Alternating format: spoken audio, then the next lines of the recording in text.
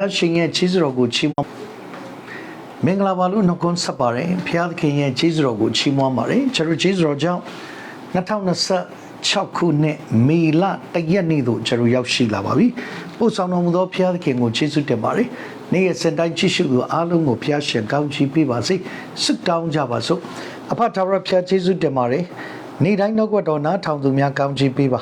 အခုလည်းကျွန်တော်ပြောရထက်ကိုတော့ပြောခြင်းဖြစ်စေပါသခင်ရှုခရစ်တော်နာမအားဖြင့်ဆုတောင်းနဲ့ဝေငှပါတယ်ဗျာအာမင်ဖျားရှင်ရဲ့ခြေစွတော်ကိုချီးမွမ်းပါတယ်ကျွန်တော်ကောင်းစဉ်အသေးလေးပေါ့နော်ဒီကောင်းစဉ်ကတော့ကျွန်တော်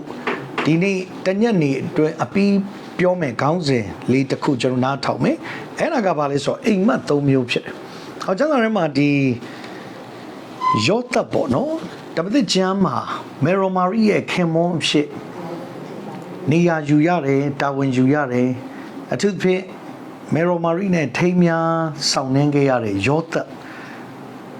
တကယ်ရှုကိုမွေးဖွားဖို့အတွက်မေရိုမာရီအပြုကညာဝမ်းကိုတကယ်ရှုမွေးဖွားဖို့အသုံးပြုတဲ့အခါမှာယောသပ်ဟာအလွန်တော်တယ်ထိမ်းများဆောင်နှင်းခြင်းမပြုတ်မီမရှက်တင်မီမေရိုမာရီဝမ်းထဲမှာ breakthrough ရှိနေတယ်အော်ဒီ breakthrough ကတန်ရှင်သောဝိညာဉ်တော်ကြောင့်ဖြစ်တယ်ဆိုတော့ယောသပ်ကနားလေတဲ့အခါသူမေရိုမာရီကိုကောင်းစွာထိန်းသိမ်းပြီးတယ်အော်တကယ်ရှိမိတုံတန်ဝါဒနဲ့မွေးတာမဟုတ်ဘူးတန်ရှင်သောဝိညာဉ်တော်နဲ့ breakthrough ဆွဲပြီးမွေးတာဖြစ်တယ်ပြီးတဲ့အခါတော့ယောသပ်နဲ့မာရိကထိမ်းများလက်ထပ်ပြီးသားသမီးတွေထပ်ရပါတယ်အဲ့တော့အခုကျွန်တော်တို့လေ့လာမယ်အိမ်မက်၃မျိုးကတော့မေရိုမာရီရဲ့ခင်မွန်းတဲ့ယောသပ်မှတ်ခဲ့တဲ့အိမ်မက်၃မျိုးယောသပ်တစ်ယောက်တည်းမှတ်ခဲ့တာအဲ့ဒါလေးကိုကျွန်တော်ဒီကနေ့ညနေဆင်ခြင်မှာဖြစ်ပါတယ်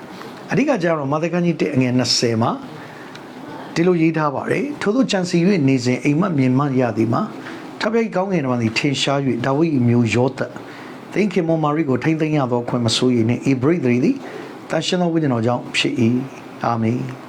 အော်ယောသပ်ကကျွန်တော်အားလုံးသိတဲ့အတိုင်းပဲမေရိုမာရီမှာbreakthrough ရှိနေတဲ့အခါမှာသူတိတ်ဆိတ်စွာစွန့်ပယ်ဖို့စဉ်းစားတယ်။ဘာကြောင့်လဲဆိုတော့သူယောသနဲ့ရတဲ့ breakthrough မဟုတ်လို့ဒါကြောင့်မာရိရဲ့အသေးမပြတ်စေခြင်းလို့အကယ်၍မာရိနဲ့ယောသကစိစက်ထားပြီးတော့ယောသနဲ့ဒီ breakthrough ကရတာမဟုတ်ဘဲနဲ့အခြားသူတယောက်ယောက်နဲ့ရတာပါလို့ယောသကမာရိကိုလူတွေရှေ့မှာသွားပြောလိုက်အဲ့ခေတ်ကဂျူးတွေကမေရိုမာရိကိုခဲနဲ့ပေါက်သက်လို့ရတယ်အဲ့လောက်တောင်မှကြောက်စရာကောင်းတယ်။ဘာလို့လဲဆိုတော့ထိမ်းများဆောင်နေခြင်းပြုမဲ့မိန်းကလေးတယောက်ကအဲ့ထိမ်းများဆောင်နေမဲ့သရိုးသားလောင်းနဲ့မဟုတ်ပဲနဲ့အခြားသူနဲ့မာယွေမီ breakthrough ရှိနေရင်ခဲနဲ့ပေါက်သက်ပိုင်ခွင့်ရှိတယ်ဒါမောရှိရဲ့ပညာချက်မှာပါတယ်ဗျအဲ့တော့ယောသကကောင်းကောင်းသိတယ်ဒါတော့တိတ်ဆိတ်စွာစွန့်ခွာဖို့သူစဉ်းစားတဲ့အချိန်မှာပဲကောင်းကင်တမန်လာပြောတယ်ဒီ breakthrough ကိုသေချာထိမ့်သိမ်းပေးပါဟုတ်တယ်ဒါတန်ရှင်သောဝိညာဉ်တော်အားဖြင့်အခေရှုမွေးဖွားဖို့ breakthrough ဖြစ်တယ်ဆိုတော့ယောသကသိတဲ့အခါသေချာထိမ့်သိမ်းနေဗျဟောဒီရောက်ကြည့်ကြပြည့်နံပါတ်1ပထမတစ်ချက်ကယောသမှတ်ခဲ့ရတဲ့အိမ်မက်ကထိမ့်သိမ်းရတဲ့အိမ်မက်ဖြစ်တယ်။ဘာသာကန်ကြီးတဲ့ငယ်19-20ခုနပဲကျွန်တော်ကဖတ်သွားတယ်ဟလား။ဒီယောသကစွန့်ခွာဖို့လုပ်တဲ့အချိန်မှာပဲအိမ်မက်မြင်ရပြီးကောင်းကင်တမန်ထိမ့်သိမ်းခိုင်းတယ်။ဘာကြောင့်လဲဆိုတော့ယောသကသူ့တော်ကောင်းဖြစ်တဲ့ကြောင့်မာရိအသေးမပြတ်စေခြင်းလို့စွန့်ခွာတာ။နားလည်အောင်ပြောရင်တော့ကိုလွတ်ယုံတာတော့မဟုတ်ဘူး။မာရိအသေးပြတ်မှာစိုးလို့သူကတိတ်တဆိတ်စွန့်ခွာတာ။အဲ့ယောသဟာကျမ်းစာမှာသူတော်ကောင်းလို့ပြောခြင်းခံရတယ်။အောင်စရာတော့ကောင်းတယ်။ဒါကြောင့်ကျမ်းစာမှာယောသနာမည်တူ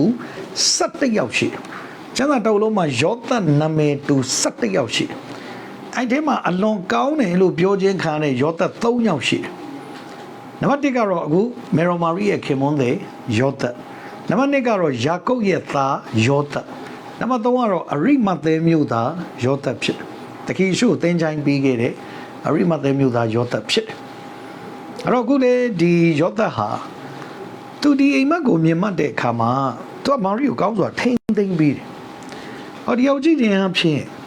ဒီလောကကြီးမှာဖြိုဖျက်နေတယ်ပြိုပြက်အောင်လုပ်နေတဲ့ချိန်မှာကျွန်တော်တို့ကရှိတဲ့နေရာမှာကျွန်တော်ဘာလို့ထိမ့်သိမ်းရကျွန်တော်ကောင်းတဲ့မိသားစုတွေမပြိုကွဲသွားအောင်ထိမ့်သိမ်းရကျွန်တော်ရှိတဲ့ဝိညာဉ်မပြိုကွဲအောင်ထိမ့်သိမ်းရကျွန်တော်ဘုရားခင်ကအနှင်းထားတဲ့ဇနီးကိုထိမ့်သိမ်းရမယ်သားသမီးကိုထိမ့်သိမ်းရမိသားစုကိုထိမ့်သိမ်းရပြိုကွဲအောင်ကျွန်တော်မလုပ်အောင်ဟောယောသသက်တာချစ်စရာကောင်းတယ်ပဲသူကထိမ့်သိမ်းတတ်တဲ့အသက်တာရှိတဲ့အခါမှာဘုရားသခင်ကယောသကိုထိမ့်ချောင်းပြီးကောင်းချီးပေးတယ် ဒီကနေ့နံပါတ်1ကျွန်တော်ဆင်ခြင်စရာကျွန်တော်ဖျားစကားနားထောင်ပြီးဘေးရာလှုပ်ထိန်းသိမ်းမှုရှိရင်ဖျားကကျွန်တော်ကိုကောင်းငင်ဘုံကနေထိန်းချောင်းလမ်းညွန်ပြီးကောင်းချီးပေးမှဖြစ်တယ်။ဒါကြောင့်ဒီနေ့ယောသနံပါတ်1မြင်ရတဲ့အိမ်မက်ဟာထိန်းသိမ်းရတဲ့အိမ်မက်မာရိကိုထိန်းသိမ်းခဲ့ရတယ်။ကဲနံပါတ်2ဒုတိယမြင်ရတဲ့အိမ်မက်ကစောင့်ယူရတဲ့အိမ်မက်အဲ့ဒါဘာလဲဆိုတော့မဿကန်းကြီးနဲ့ငယ်73ကိုဖတ်ရင်ဒါသခင်ရှုမွေးတဲ့အချိန်မှာဟီရိုမင်းကြီးကနှစ်ယောက်ကလေးတွေကိုတတ်ပါတယ်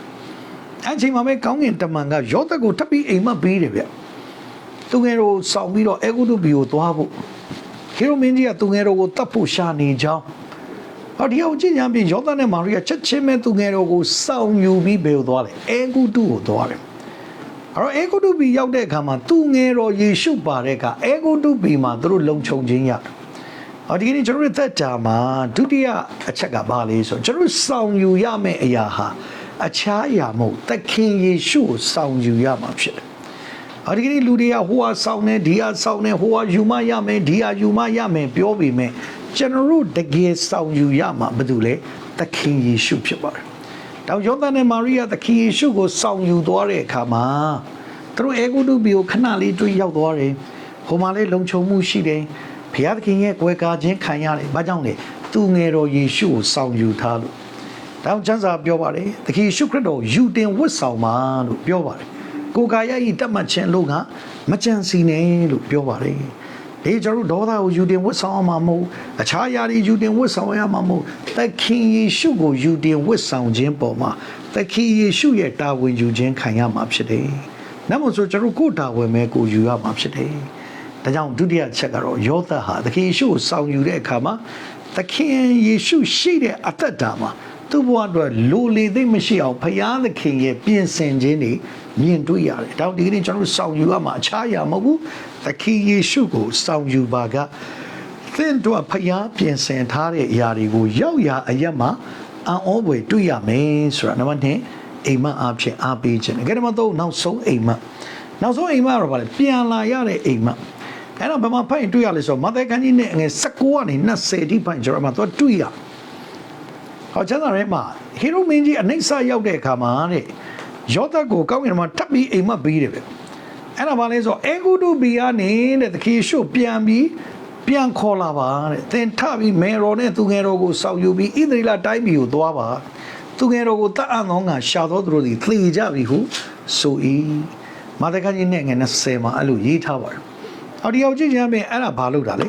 ပြန်လာရတဲ့အိမ်မက်ဖြစ်တယ်ပြန်လာသူငယ်တော်ကိုစောင့်ပြီးပြန်လာတဲ့အသက်တာမှာအဲ့ဒီသူငယ်တော်နဲ့ယောသတို့ကိုဒုက္ခပေးမဲ့သူတွေရဲ့ရန်ကင်းဝေးခြင်းရှိနေတယ်ဆိုတာကိုတွေ့ရတယ်။တောင်ဒီကနေ့ကျွန်တော်တို့ကသခင်ယေရှုကလည်းကျွန်တော်တို့ပြန်လာပြီးသိမ်းဆည်းမယ်လို့ပြောပြီးသား။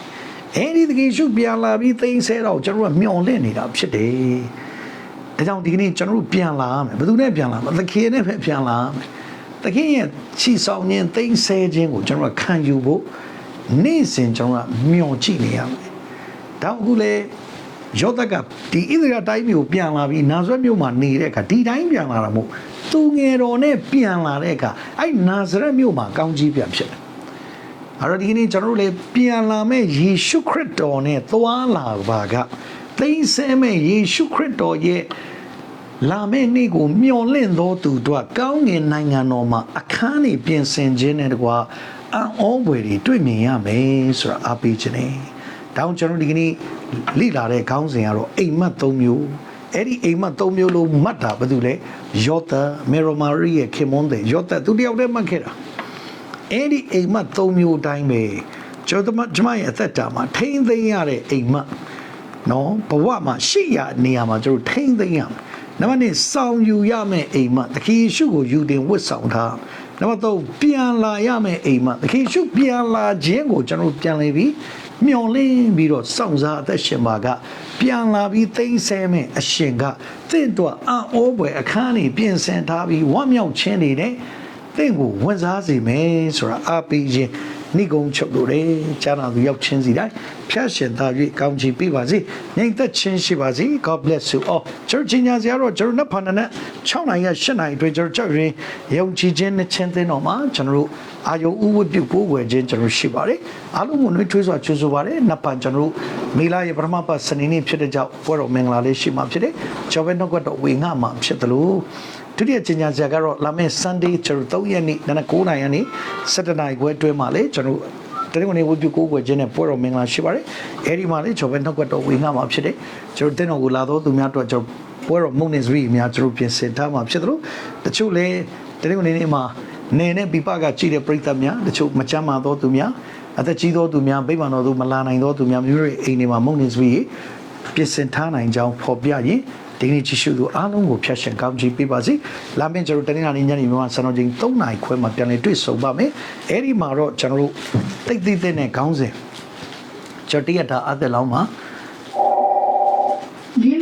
တကယ်ပြအဖို့လုံးကအသက်ရှင်သူဆိုရဲခေါင်းစဉ်မှာကျွန်တော်လူ10ယောက်ကြောင်းမှာကျွန်တော်2ယောက်ပဲပြောပြီးသေးတယ်ကျန်တဲ့6ယောက်ကိုလာမယ့်တနင်္လာနေ့ညနေမြန်မာစံတော်ချိန်3နာရီခွဲမှာကျွန်တော်ပြတ်ပြီး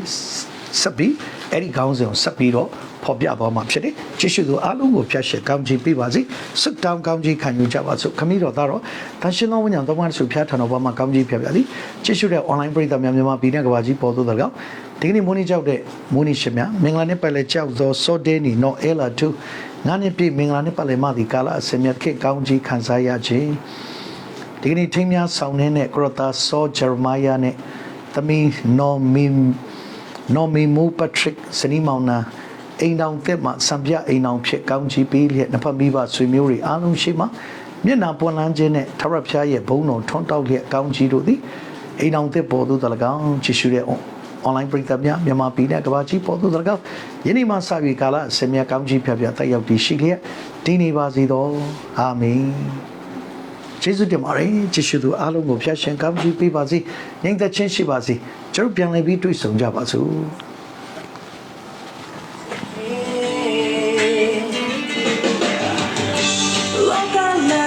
小心，请从来你的眼珠。